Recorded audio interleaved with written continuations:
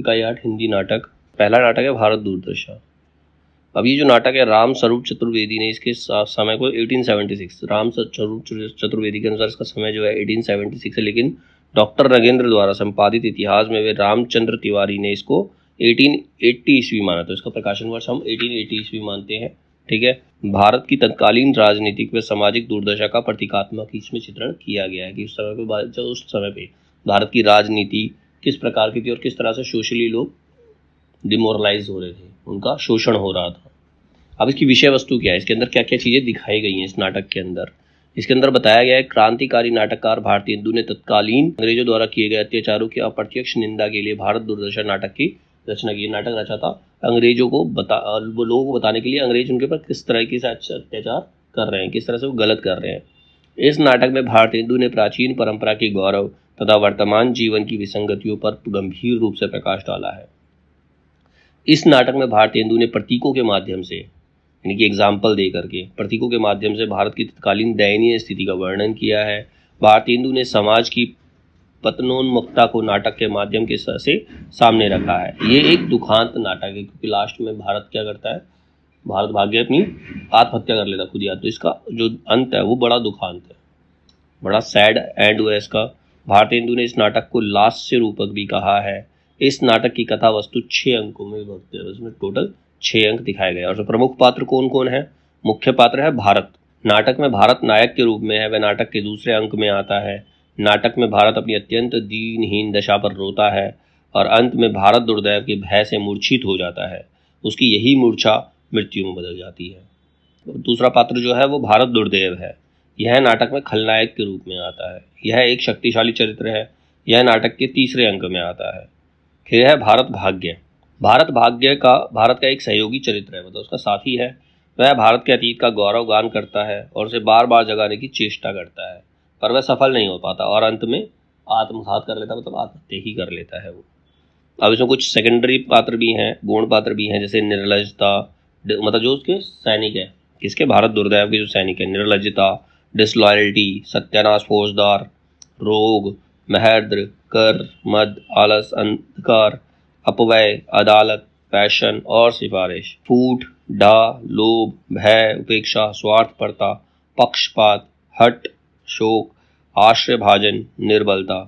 फिर बंगाली, महाराष्ट्रीय, एडिटर, देसी महानुभाव, ये सारे इसके सेकेंडरी पात्र हैं। ठीक है, अब इस नाटक में विशेष क्या है, इस नाटक में यह वस्तुतः एक नाट्य रसासक है। ठीक है, भारत दूरदर्शन गद्य तो खड़ी बोली में है, लेकिन पद्य ब्रज भाषा में। इसका जो गद्य बोला गया है वो खड़ी बोली में है, लेकिन जिसमें पद्य लिखे गए हैं वो सब ब्रज भाषा में है।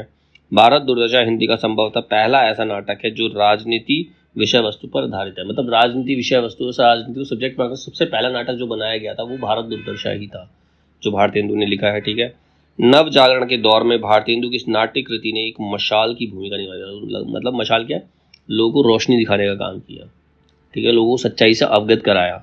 भारती हिंदू नाटक में भारत का धन विदेश जाने पर लिखते हैं, जब वो भारत का धन विदेश की तरफ जा रहा है तो क्या लिखते हैं, अंग्रेज राज सुख साज सजे सब भारी, पे धन विदेश चली जात है इते अति ख्वारी। मतलब ये जो अंग्रेजी राज है सबको सुख दिखा रहा है, सबको मृग तृष्णा का दर्शन करा रहा है, लेकिन जो हमारा सारा धन है वो धीरे धीरे सब विदेश में चला जा रहा है। अब इसका कथासार क्या है, मतलब समरी क्या है। पहला अंग है बीथी। एक योगी आकर लावनी गीत गाता है। इसी गीत में भारत के प्राचीनतम गौरव और वर्तमान दुर्व्यवस्था पर प्रकाश डालता है। फिर दूसरे अंक में क्या है, इसमें शमशान है, टूटे फूटे मंदिर है। दूसरे अंक में जो है, इस अंक में भारत स्वयं आकर क्रंदन करता है, मतलब रोता है। क्रंदन करना मतलब रोता है कि जिस देश के लोग अपनी मातृभूमि को सुच्यंग्र न दास्यामि बिना युद्धेन केशव, मतलब मैं अपनी धरती को किसी के दास नहीं होने दूंगा बिना युद्ध किए। केशव से कहा था किसी अर्जुन ने। ऐसे लोग जो इस मातृभूमि पर हुए उनके द्वारा सुरक्षा प्रदान करते थे, वहीं के लोग आज क्या कर रहे हैं। अंग्रेजों का राज्य होने पर सोचा था कि हम अपने दुखी मन को पुस्तकों से बहलावेंगे और सुख मानकर जन्म बितावेंगे, पर वह भी निराशा ही है। अंत में वह ईश्वर को स्मरण करता है, पर वह भी नहीं करने पाता। तब भय से मूर्छित हो जाता है और निर्लजता और आशा आकर उसे ले जाती है। तीसरा अंक मैदान का है। सीन, ये जो तीसरा सीन है वो मैदान में है। तीसरे अंक में भारत दुर्दैव आता है और भारत दुर्दशा का पूरा विवरण प्रस्तुत करता है। अकाल, महंगाई, रोग, अनावृष्टि, अनावृष्टि मतलब बेसमय बिन मौसम बरसात, उसको बोलते हैं अनावृष्टि। कभी ज़्यादा कभी कम, ठीक है, जब एक लेवल पे बारिश नहीं होती उसको अनावृष्टि कहते हैं। फूट, बैर के साथ साथ प्लेग, टैक्स, काला धन आदि का उल्लेख करता है। अंग्रेजी शासन में भी हिंदुओं में सुधार नहीं हुआ और वे अंग्रेजों से अवगुण ही ग्रहण करते रहे, मतलब बुरी बातें ही सीखी उन्होंने, अच्छी बातें नहीं सीखी। आज भी प्राय 95% हिंदू निरक्षर है। 95% हिंदू जो है वो पढ़े लिखे नहीं है, साक्षरों में कुछ ही सुशिक्षित हैं।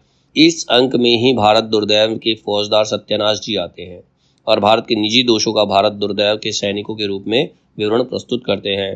धर्म की आड़ में भारत की जो दुर्दशा हुई है वह उल्लेखनीय है। यथा मत मतांतर का आधिक्य, वर्ण व्यवस्था की खींचातानी, बाल विवाह, विधवा विवाह निषेध, वृद्ध विवाह, बहु विवाह, समुद्र यात्रा निषेध आदि के से देश की अवनति की ओर जा रहा है। मतलब लोगों में ऐसे अंधविश्वास पैदा कर दिए हैं कि वो कुछ काम ही नहीं कर पा रहे हो और ऐसे काम करते जो नहीं करने चाहिए। लोग वेदांत का अध्ययन करके तो महाज्ञानी बन जाते हैं, परंतु स्वदेश की चिंता ही छोड़ दी है। मतलब वेद पढ़ लिए तो महाज्ञानी बन गए, लेकिन खुद का देश छोड़ के ही चले गए। तो ये सब तीसरे अंक के अंदर है। चौथा अंक क्या है? चौथे अंक में कमरा अंग्रेजी सजा हुआ है, मेज और कुर्सी लगी हुई है। इस अंक में भारत दुर्दैव, रोग, आलस्य, मदिरा मतलब शराब और अंधकार को क्रमशः भारत भेजता है। रोग यहाँ के लोगों पर अट्ठास करते हुए कहता है कि यहाँ के लोग रोग की दवा ना कराकर झाड़ फूक में ही प्राण खो देते हैं। मतलब कोई बीमारी हो जाती है तो दवाई नहीं लेते, सीधा झाड़ फूक कराने जाते हैं। उसी प्रकार यहाँ अफीमची, मदकची और आलसी लोगों की कमी नहीं है। अफीमची मतलब जो अफीम का नशा करते हैं, जो शराब पीते हैं, ऐसे लोगों की भारत में कमी नहीं है। अज्ञान रूपी अंधकार ने भारत को चारों तरफ से घेर लिया है। अविद्या प्रेमी भारत शिक्षा और पठन पाठन के को मात्र आजीविका का साधन मानता है। फिर है पांचवा अंक, किताब खाना। इस अंक में भारत की दुर्दशा को सुधारने के लिए कमेटी का दृश्य है, जिसमें सभापति तथा उसे 6 सहयोगी सदस्य हैं। एक बंगाली है, एक महाराष्ट्रीय है, एक कवि है, एक पत्र संपादक है, एडिटर मतलब, तथा 2 देशी महानुभाव हैं। बंगाली सदस्य हज्जते बंगाल है वाली प्रसिद्ध कहावत को चरितार्थ करते हैं। कवि नायिका बनकर अंग्रेजों से स्वयं की रक्षा करना चाहते हैं तो अनौचित्यपूर्ण है। संपादक आर्टिकल बाजी की प्रशंसा में लगे हैं। महाराष्ट्र सज्जन स्वदेशी वस्त्र पहनना और सार्वजनिक संस्थाएं स्थापित करना चाहते हैं। देसी सभ्यजन कुछ कह नहीं पाते, बस चापलूसी को ही अपना ध्येय मानते हैं। वो चापलूसी करते हैं, कुछ नहीं करते। और अंत में डिसलॉयल्टी, पुलिस आकर सभी को पकड़ लेते हैं। डिसलॉयल्टी का मतलब क्या होता है? उनको सब एक साथ है लेकिन उनको अपने ऊपर एक दूसरे पर भरोसा नहीं है, उसको बोलते हैं डिसलॉयल्टी। उसके शिकार हो जाते हैं वो। छठा अंक जो है उसमें गंभीर वन का मध्य भाग है, पूरे जंगल का एक मध्य भाग दिखाया गया है। इस अंक में भारत भाग्य आता है, जो प्राचीन गौरव तथा वर्तमान दुर्दशा का संक्षेप में परंतु ओजपूर्ण भाषा में चित्रण करता है। वर्तमान भारत की दुर्दशा पर उसे ग्लानि होती है, पर परतंत्रता, ईर्ष्या, द्वेष आदि संसार के संपूर्ण कलंकों से लांछित होते हुए भी मिटा नहीं। ऐसे शक्तिहीन देश का मिट जाना ही श्रेष्ठ है। कह रहा है ऐसा जो देश जिसको अपने गौरव का ही ध्यान ना हो, जिसे अपनी इज्जत का ख्याल ना हो, ऐसे देश को रहने का कोई हक नहीं है, उसे मिट जाना चाहिए।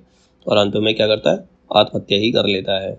लिखता है, दोवहु भारत अपसज पंका, मेटहु भारत भूमि कलंका। नाटक के अंत में भारत भाग्य आत्मघात कर लेता, आत्महत्या कर लेता, तो नाटक का अंत बड़ा दुखमय हो जाता, दुखमय यानी कि दुखांत होता है।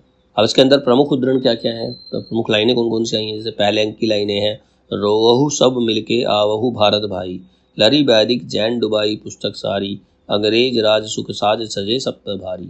मतलब वो कहता है हम सबको आकर हम सब मिलकर रो रहे हैं, सारे लोग मिलकर रो रहे हैं, क्योंकि हमारी सारी वैद जैन पुस्तक सब उन्होंने ख़त्म कर दिया, हमारा सारा ज्ञान ख़त्म कर दिया है। और अंग्रेज जो सुख हमें दिखा रहे हैं, सो सुख दिखाकर हम पे जो अंग्रेजों का सुख है वो हम पर भारी पड़ रहा है। ये लाइनें योगी की हैं। फिर है चौथे अंक से, दुनिया में हाथ पैर हिलाना नहीं अच्छा, मर जाना पे उठ के जाना नहीं अच्छा। मतलब इतने आलसी लोग हो गए हैं कि दुनिया में कहते हैं हाथ पैर हिलाने से अच्छा है मर ही जाओ, दूसरे उठा के ले जाएंगे, हमें उठने की ज़रूरत नहीं है, इतना आलस। पांचवें अंक की लाइन है, कवि वचन सुधा पत्रिका का जिक्र किया गया है। इसके अंदर कवि वचन सुधा पत्रिका के बारे में बताया गया है, ये जिक्र किया था डिसलॉयल्टी ने। छठा अंक, छठे अंक में जागो जागो रे भाई, ये भारत भाग्य आके गाता है। भारत को भारत भाग्य बहुतेरे प्रयास कर जब जगाने में असफल हो जाता है तो भारत भाग्य आत्महत्या कर लेता है।